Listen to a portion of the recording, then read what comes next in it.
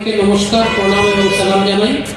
আমাদের journalist club এরা ব্যতিক্রমী, কারণ বিজয় সম্মেলনী রক্তদান শিবির দিয়ে শুরু করা যায় এরকম চিন্তা ভাবনা বিগত দিনে আমি অন্তত দেখিনি।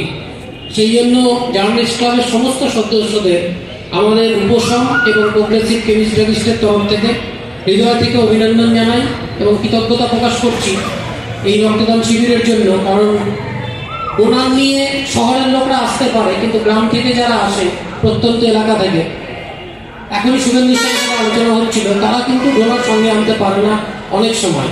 এবং অ্যাক্সিডেন্টের পেশেন্টগুলোর ক্ষেত্রে অল অন এ সাডেন যখন ব্লাডের রিকোয়ারমেন্টটা এসে পড়ে, তখন আমরা যদি নিয়মিত ক্যাম্প না করি তাহলে ব্লাড ব্যাংক কিন্তু সেই যোগানটা কন্টিনিউ করতে পারবে না।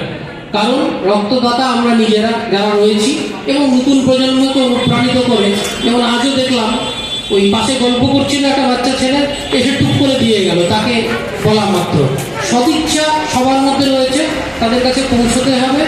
আর এখানে মঞ্চে আমাদের মধ্যে যারা রয়েছেন, শ্রদ্ধেয় সুপার স্যার, শিক্ষক, যার বড় পরিচয় একজন উচ্চশিক্ষিত শিক্ষক এবং সমাজসেবী তথা তার রাজনৈতিক মতাদর্শের জায়গায় তিনি একজন বড় পদ অলঙ্কার করে রয়েছেন।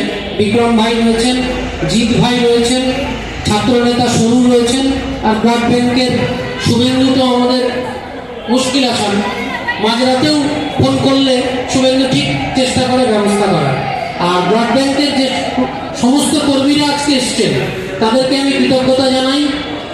একইভাবে জার্নালিস্ট ক্লাবের দীপঙ্কর এবং রাজুকে দেখলাম সামনেই দাঁড়িয়ে রয়েছে। ও তো ব্যতিক্রমী গুণী মানুষ, শুধু সাংবাদিক নয়, শিক্ষক, সঙ্গে ওর আরও যে কর্মকাণ্ডগুলো রয়েছে বলে শেষ করা যাবে না। এবং সবাইকে ধন্যবাদ জানিয়ে সবার সুস্বাস্থ্য কামনা করে আজকের ক্যাম্পে অলরেডি 6-7খানা কালেকশন হয়ে গেছে, আরও 25-30টা আশা করছি। এই সর্বাঙ্গীন সাফল্য কামনা করে, সবার সুস্থতা কামনা করে আমি আমার বক্তব্য শেষ করছি। ধন্যবাদ।